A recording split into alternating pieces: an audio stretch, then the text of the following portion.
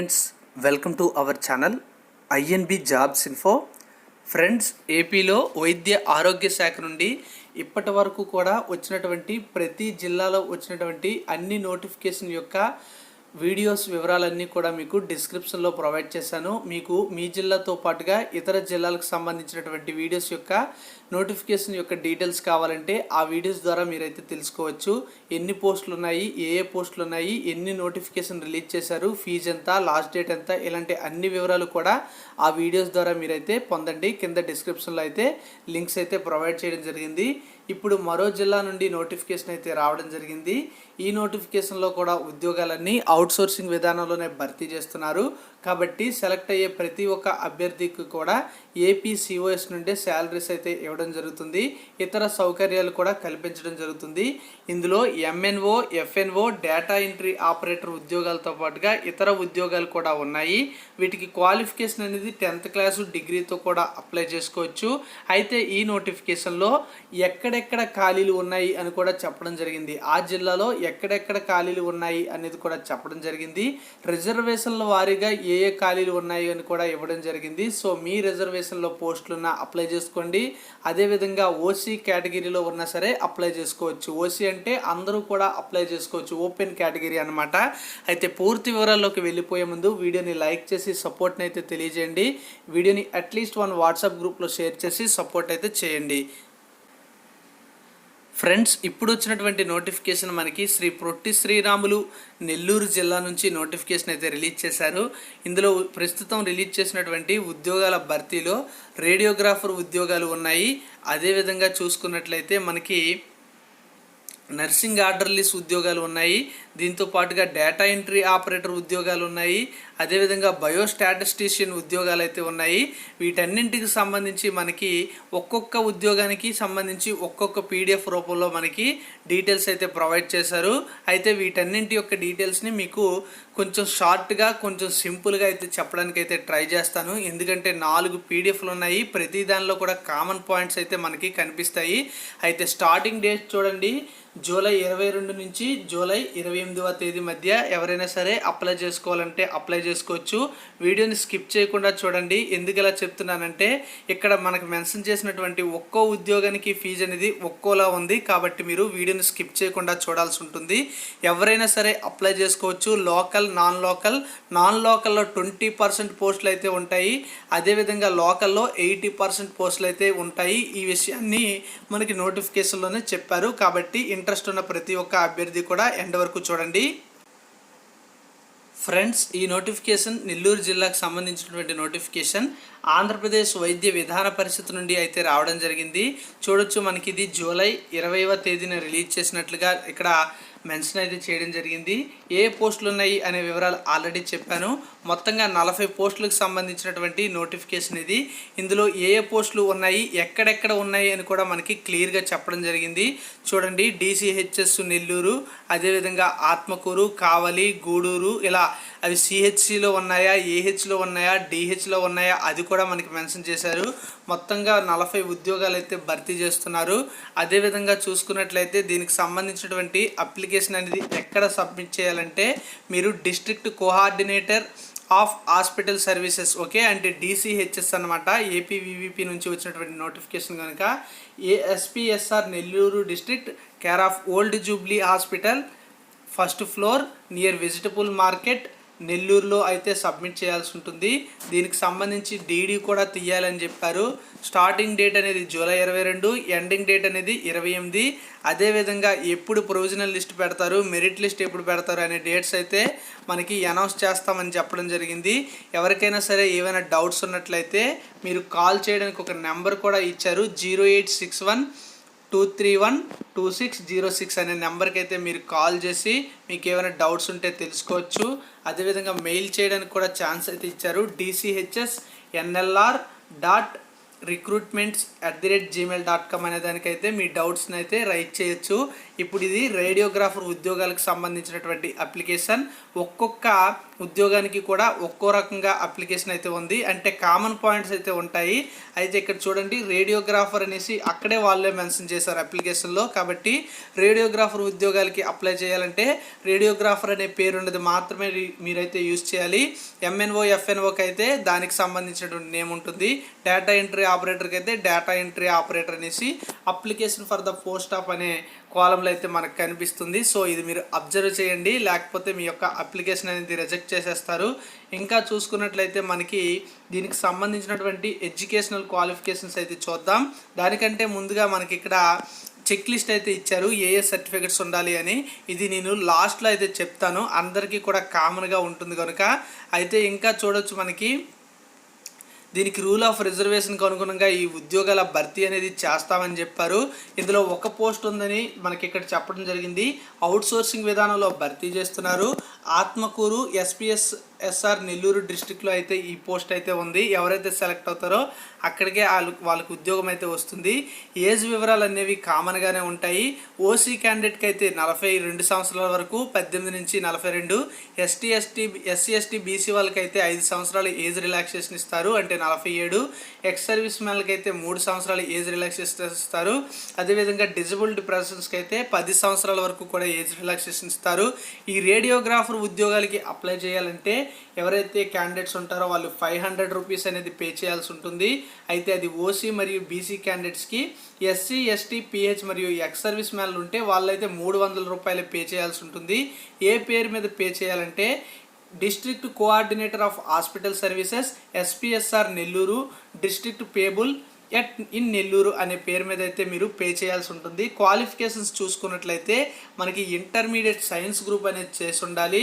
అదేవిధంగా radiographic assistant ఉద్యోగానికి సంబంధించినటువంటి కోర్స్ అనేది చేయాలి.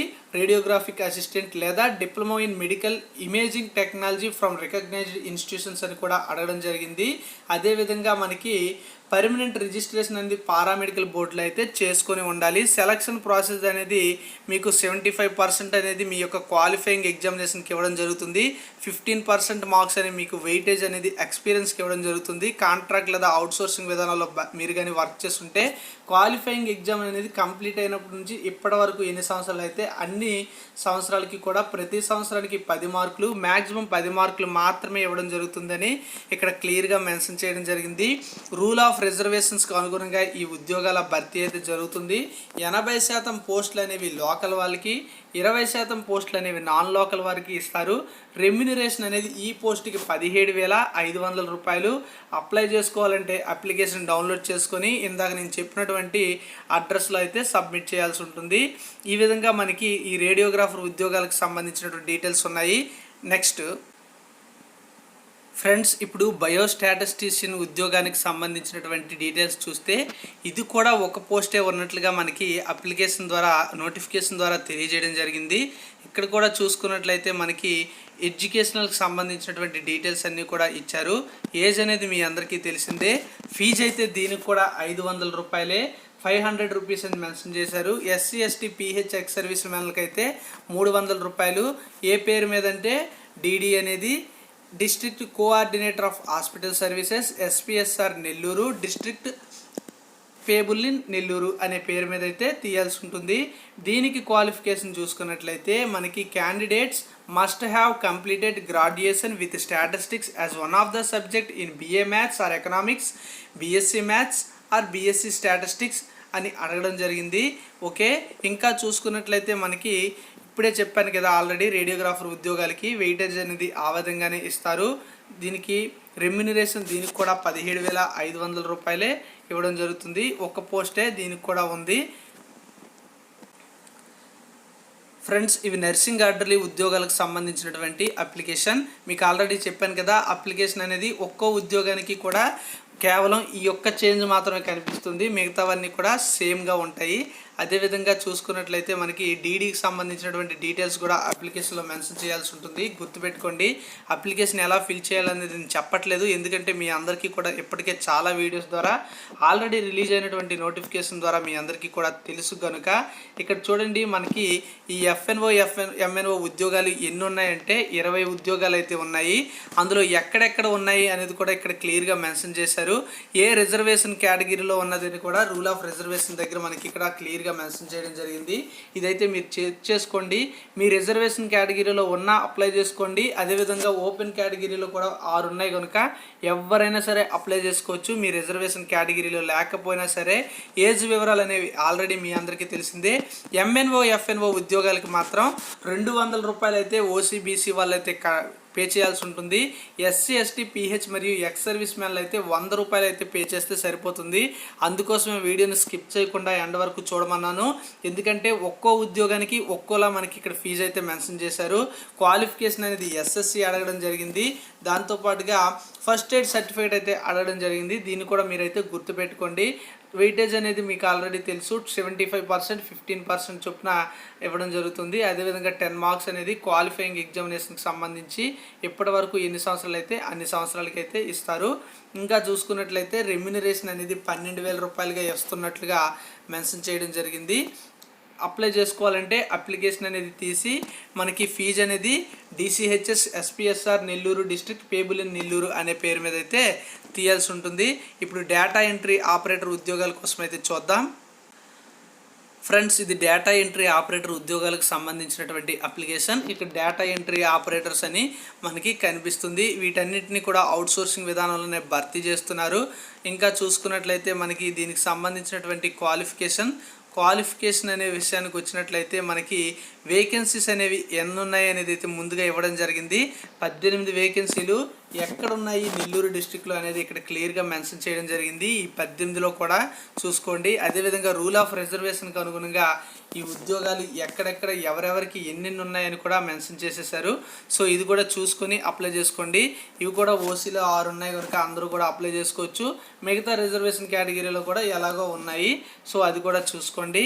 ఇంకా దీనికి కూడా మనకి ఫీజు అనేది 200 రూపాయలు ఓసీబీసీ వాళ్ళకి, SC ST BC PH ex service మ్యాన్లకి అయితే 100 రూపాయలు అయితే అడగడం జరిగింది. సో గమనించండి, ఈ రెండింటికి అంటే మనకి ఎంఎన్ఓ ఉద్యోగాలకి, డిఈఓ ఉద్యోగాలు డేటా ఎంట్రీ ఆపరేటర్ ఉద్యోగాలకి 200 రూపాయలు అయితే అడిగారు. మిగతా బయోస్టాటిస్టిషియన్ మరియు వీటికైతే మనకి 500 రూపాయలు అయితే అడగడం జరిగింది. ఫ్రెండ్స్, ఈ డేటా ఎంట్రీ ఆపరేటర్ ఉద్యోగాలకి క్వాలిఫికేషన్ అనేది చూసుకున్నట్లయితే మనకి candidates must have completed graduation degree in computer applications అని అడిగారు. అంటే బీఎస్సీ కంప్యూటర్స్, బీకామ్ కంప్యూటర్స్ ఇలా చేసిన వాళ్ళు అప్లై చేసుకోవచ్చు. లేదన్నట్లయితే వాళ్ళు డిగ్రీతో పాటుగా పీజీడీసీఎస్ సర్టిఫికేట్ అయితే ఉండాలి. Post graduate diploma in computer applications అన్నమాట. ఈ విధంగా ఉన్న అప్లై చేసుకోవచ్చు. కేవలం ఈ విధంగా ఉన్నా సరే అప్లై చేసుకోవచ్చు. సో చూసుకోండి. అదేవిధంగా ఫీజు అనేది ఆల్రెడీ చెప్పాను కదా, 200 రూపీస్ ఎవరైతే ఓసీ బీసీ వాళ్ళకి, మిగతా వాళ్ళందరికీ కూడా 100 రూపీస్గా మనకి చెప్పడం జరిగింది. దీనికి కూడా ఫీజు ఈ విధంగా ఉంది. శాలరీ విషయంకి వచ్చినట్లయితే 15,000 రూపాయలు అయితే ఇస్తారు. ఎఫ్ఎన్ఓ ఉద్యోగాలకైతే 12,000 రూపాయలు అయితే ఇవ్వడం జరుగుతుంది. అప్లై చేసుకోవడానికి ఆల్రెడీ లాస్ట్ డేట్ అయితే చెప్పడం జరిగింది. ఇప్పటి నుంచి ఎప్పటి వరకు అప్లై చేసుకోవాలంటే ఉదయం 10:30 నుంచి సాయంత్రం 5 గంటల వరకు అప్లై చేసుకోవచ్చు. అడ్రస్ అయితే మళ్ళీ చెప్తున్నాను, మనకి DCHS Nellore, care of old Jubilee hospital, first floor, near vegetable market, నెల్లూరులో అయితే మీరు సబ్మిట్ చేయాల్సి ఉంటుంది. ఇంకా సర్టిఫికెట్స్ ఏం కావాలి అనేది కూడా నేను చెప్తానన్నాను కదా లాస్ట్లో. ఇప్పుడు చూసుకోండి, ముందుగా మీ యొక్క అప్లికేషన్ అనేది పెట్టుకొని దానికి అటాచ్ చేయాల్సినటువంటి సర్టిఫికెట్స్ అయితే ఈ విధంగా ఉన్నాయి. అప్లికేషన్కి ఎలాగా మీరు ఫోటో అయితే పేస్ట్ చేస్తారులేండి. ఎస్ఎస్సి సర్టిఫికెట్ అనేది ఉండాలి, అది డేట్ ఆఫ్ బర్త్కి ప్రూఫ్గా పనికిస్తుంది. ఆ తర్వాత 10+2 అంటే ఇంటర్మీడియట్ ఉండాలి. ఆ తర్వాత డిగ్రీతో పాటుగా దాని యొక్క మెమోస్ అయితే ఉండాలి.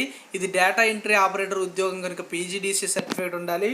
ఎఫ్ఎన్ఓకి అయితే మీకు ఫస్ట్ ఎయిడ్ సర్టిఫికేట్ అయితే అడిగారు.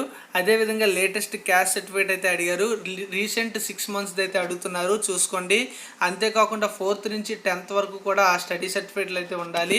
అవి లేనట్లయితే ఎవరైతే ప్రైవేట్ స్టడీ చేస్తారో వాళ్ళకు ఉండవు కనుక రెసిడెన్స్ సర్టిఫికేట్ అనేది తహసీల్దార్ నుంచి తీసుకోవాల్సి ఉంటుంది.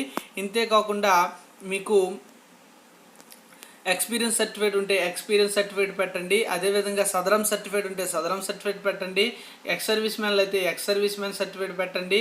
అదేవిధంగా రిలివెంట్ స్పోర్ట్స్కి సంబంధించి ఏమైనా సర్టిఫికేట్స్ ఉంటే అవి కూడా పెట్టండి. అన్నీ కూడా ఒక ఆర్డర్లో పెట్టుకుంటే సరిపోతుంది.